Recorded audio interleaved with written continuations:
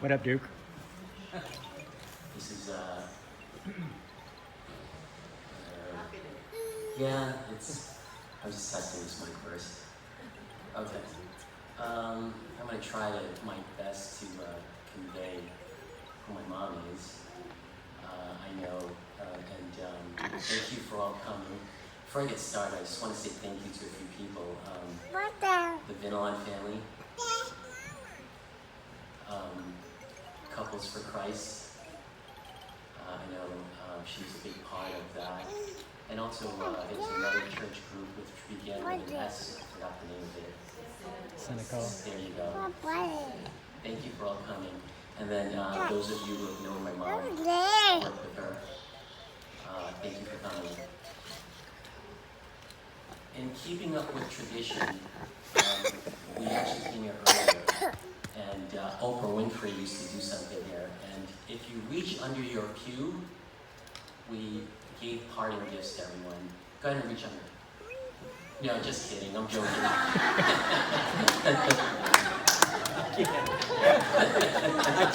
What's wrong with you? Yeah, just kidding. I got you. Okay. I want you guys to imagine with me for a moment. Imagine for a moment being 12 years old. What were you doing at 12 years old? Who was your school teacher? Who are your friends? What games did you and your friends play at 12 years old? Maybe you had a bicycle or figure 12.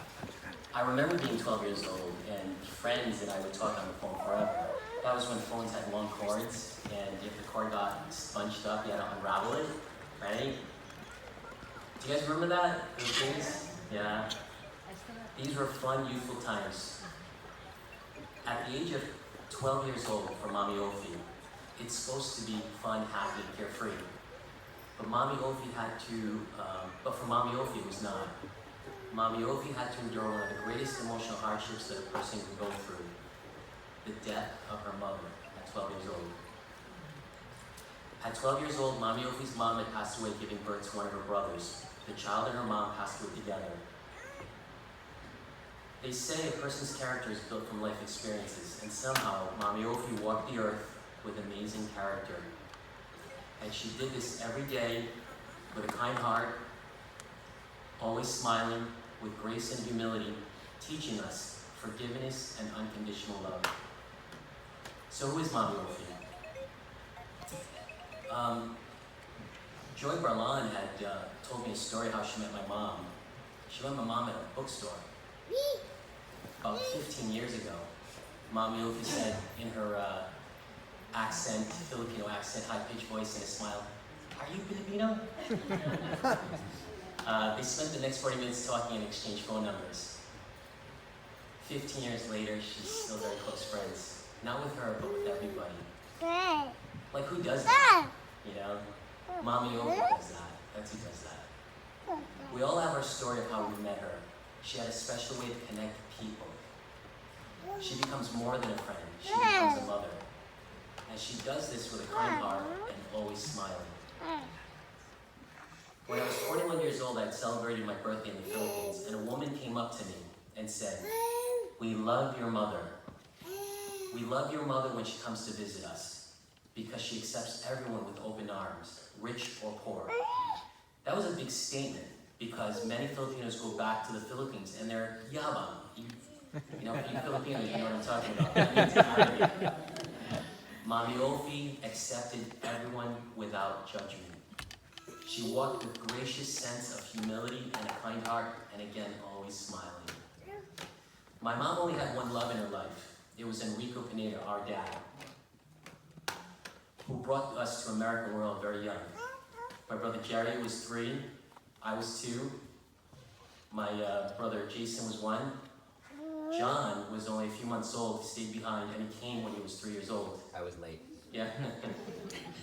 And Joshua was born here, yeah, in Providence, Rhode Island. When we arrived in the U.S., my father had abandoned us.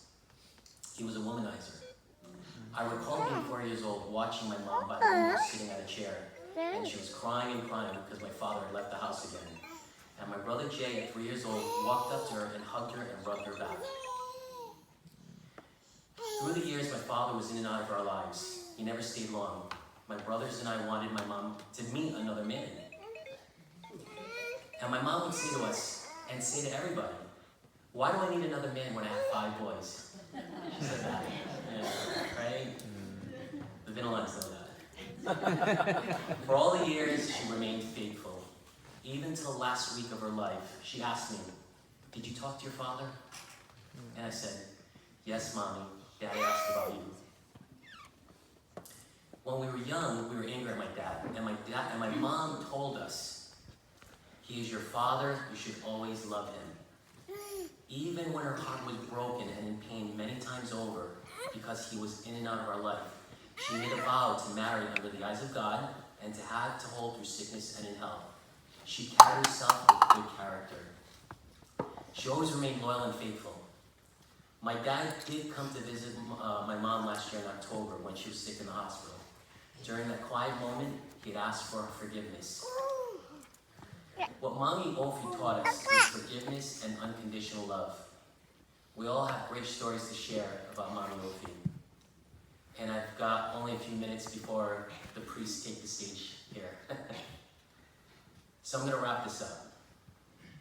At a young age of 12 years old, Mommy Offie watched as her mother and brother had passed away. She learned that life is not forever, and that death is a part of life. She learned to endure the tragedy by making the most of every day and smiling.